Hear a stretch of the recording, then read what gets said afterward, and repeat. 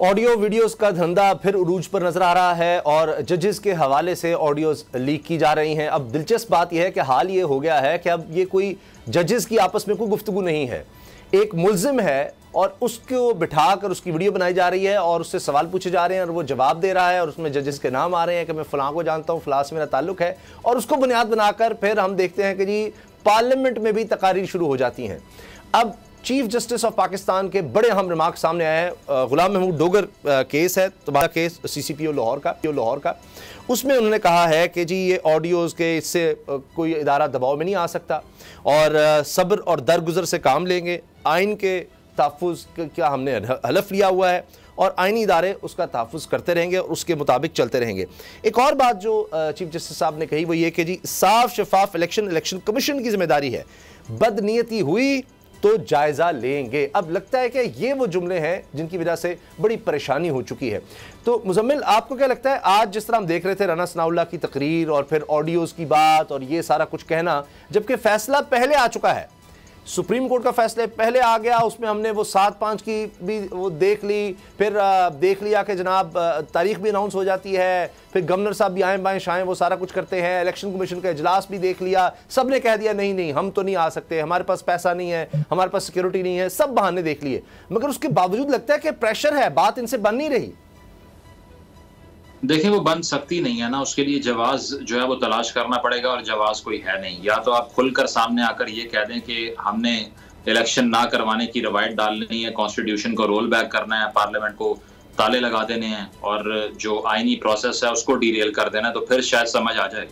लेकिन अगर आप कोई कानूनी नुक्ता उठाने की कोशिश कर रहे हैं, कोई टेक्निकल नॉकआउट करने की कोशिश कर रहे हैं या लॉ को अमेंड करने की बात कर रहे हैं, तो उसमें फिर कोई गुंजाइश बचती नहीं है। और इस तरह के उसामा जो इकदाम होते हैं ये लॉन्गर रन में बड़े भारी पड़ते हैं। आर्टिकल 6 की कार्रवाइयाँ हो जाती हैं, क्योंकि अभी आप हुकूमत में हैं तो आपको अंदाजा नहीं है कि आप क्या कर रहे हैं, लेकिन जैसे ही आपके हाथ से इक़्तिदार जाएगा तो आने वाली हुकूमतें आपको ट्राई कर सकती हैं इस बेस के ऊपर कि आपने कॉन्स्टिट्यूशनल वायलेशन की है और संगीन वायलेशन की है। जिस तरह से आपने पहले भी कहा कि इस तरह तो अगर 10 साल या 15 साल आगे करने हो इलेक्शन तो उसके लिए भी जवाब मिल जाएगा। तो बात फिर ये है कि अगर आपने ये फैसला कर लिया है कि हमने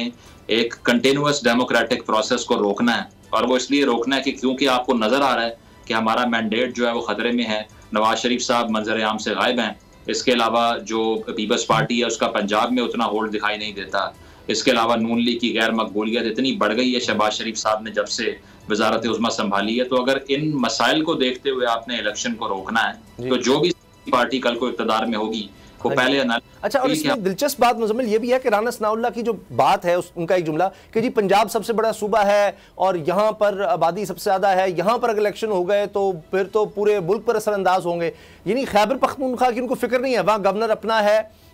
और उसने तारीख अभी तक नहीं दी। यहाँ मसला ये हुआ कि जनाब सदर ने तारीख दे दी है पंजाब के लिहाज से, तो वो उनको मसला बना हुआ है। वहाँ तो शायद उनको लगता है हम टाल लेंगे, कुछ कर लेंगे। तो ऐसे लग रहा है कि अब उनको भी नजर आ रहा है कि जी बस किसी तरह पंजाब में कर दें।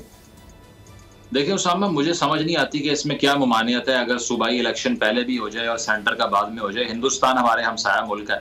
जिसमें इतनी ज्यादा स्टेट्स हैं आपसे, और वहां पर पूरा साल इलेक्शन होते रहते हैं, कभी किसी रियासत में कभी किसी रियासत में हो रहा है। तो ये कोई ऐसी अचंभे की बात नहीं है, ये इतनी अबनॉर्मल चीज नहीं है जो ये कह रहे हैं और जिस तरह प्रोजेक्ट कर रहे हैं कि चूंकि पहले कभी नहीं हुआ, तो पहले तो कभी ये भी नहीं हुआ कि 5 साल से ऊपर असम्बली जो है वो गुजारा कर जाए और जो इंटरिम गवर्नमेंट है उसको इतनी ताकत मिल जाए कि वो क्रैकडाउन करती फिर रही हो, दफा 144 लगा दे। तो ये सारे भी वाक़यात पहले नहीं हुए। अगर ये आप कर सकते हैं तो फिर ये भी कर सकते हैं कि सूबाई इलेक्शन पहले हो जाए। अब अगर डिसॉल्व कर दी है असम्बलीज किसी ने, और इसको जवाज भी कोर्ट ने जो है वो फराहम ये कहकर किया है कि 90 रोज में इंतखाबात आप करवाएं, तो इसमें ये पॉइंट उठाना कि अगर सूबाई इलेक्शन पहले हो गया तो सेंटर के इंतखाबात मुतासर हो जाएंगे, मैं समझता हूँ कि सिर्फ लेम एक्सक्यूज है। क्योंकि गिलगित भी पहले होते रहे हैं GB के, वो भी मिसाल हमारे सामने है, और दुनिया भर बहुत से ममालिक में ये एक रूटीन की नॉर्मल प्रैक्टिस है। तो यहाँ पर ये बात करना कि एक साथ होने चाहिए इंतखाबात, अदरवाइज लेजिटिमेट और मुजम्मिल खदशात तो इस वक्त तहरीक इंसाफ के हैं, निगरान सेटअप के खिलाफ भी, इलेक्शन कमीशन के, और वो तो हमजा शहबाज के होते हुए ज़िमनी इलेक्शन भी हुए थे। और इस तरह आप बता रहे हैं भारत की मिसाल है, तो इस तरह तो कभी भी नहीं हो सकेगा। निगरान सेटअप कब आएगा, कब सारे जगह पर इलेक्शन होंगे, इस तरह अक्टूबर भी आगे ले जाए जा सकते हैं। लेकिन जो ऑडियोज़ का मामला है उससे तो लगता है कि अब जिस तरह की मैंने आपको बताया कि मोहम्मद खान भट्टी की वो जनाब वीडियो आ गई है और उसके जरिए प्रेशराइज करने की, तो जजेस तो उस दबाव में नहीं आ रहे। चीफ जस्टिस तो साफ कह रहे हैं कि इस तरह की ऑडियोज अगर आ गई हम तो सब्र और दरगुजर का मुजाहरा करेंगे। ये इंटिमिडेशन की कोशिश है, कोशिश तो नजर आ रही है कि जनाब अगर आप हमारी तरफ नहीं आएंगे, अगर आपने कोई इलेक्शन करवाने की कोशिश की तो हमारे पास ये ऑडियो वीडियोस का है। क्या ये प्लॉय, ये हरकत या ये प्लान, ये साजिश आपको लगता है दबाव डाल सकेंगे जजेस पे? ओसामा, आज से चंद साल पहले लोग मजाक से कहा करते थे कि मुल्क जो है वो ऑडियो वीडियोस पर चल रहा है, तो अब तो वाकई वो होता दिखाई दे रहा है, क्योंकि हर चीज के अंदर हमें यही दिखाई देता है कि किसी को ऑडियो से प्रेशराइज कर रहे हैं, किसी को वीडियो से प्रेशराइज कर रहे हैं। तो पहले तो एक समझ नहीं आती कि ये कौन सा ऐसा मुल्क है दुनिया में इस तरह का जहां पर किसी को बक करना, किसी की कन्वर्सेशन को इस तरह से उसकी जो है वो उसकी सीक्रेसी को मुतासर करना, पब्लिक कर देना, ये कौन करता कौन है, कहाँ से होता है? अमेरिका के अंदर एक केस आपके सामने है जहां रिचर्ड निक्सन जो कि प्रेसिडेंट था, वाटरगेट स्कैंडल के नाम से सिर्फ इतना काम किया था, उसने कैंपेन से पहले अपोजिशन के कुछ रहनुमाओं के फोन टैप किए थे। इसी बात पे उसके खिलाफ जो है वो इम्पीचमेंट की मूवमेंट आ गई थी और वो अमेरिकी तारीख का पहला प्रेसिडेंट बनने वाला था जिसको इम्पीच करेगी पार्लियामेंट वहां। ये जो कौमें होती हैं वो इस तरह स्टैंड लेती हैं कि आपने प्राइवेसी पे चीज की, लेकिन हमारे यहाँ पे नॉर्मल है। आप रोज ऑडियोज और वीडियोस देखते हैं, सुनते हैं, लेकिन कोई नहीं होता, कोई नहीं पूछता कौन कर रहा है। और माजी में बेनजीर भुट्टो साहिबा की हुकूमत पर भी लगा था, ये भी हम देखते हैं। लेकिन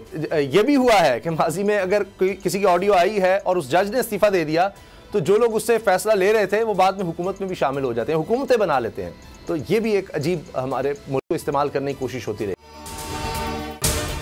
अगर आपको ये वीडियो पसंद आई तो सब्सक्राइब करें और बेल पर क्लिक करें। सुप्रीम कोर्ट के मंसूर अली शाह साहब जस्टिस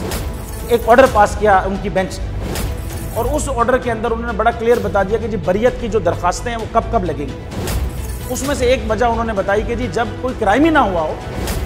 तो बरी कर दें ताकि अदालतों पे बोझ ना रहे, वो केसेस चलते ना रहे। सुप्रीम कोर्ट ये मिसालें कब बनाएगा? ऐसे लोगों के खिलाफ जो इस तरह की एफआईआर काट रहे हैं, वैसे ऑफिसर्स, और ऐसे लोग जो इस तरह के केसेस को जजेस चला रहे हैं।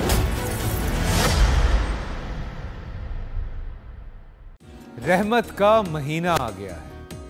बख्शिश का सफीना आ गया, होगी मुलाकात उलमाए दीन से, जो देंगे इत्तेहादे बैनुल मसालिकीन का दर्स,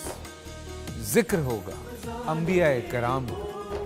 रमजान की स्पेशल ट्रांसमिशन रमजान में।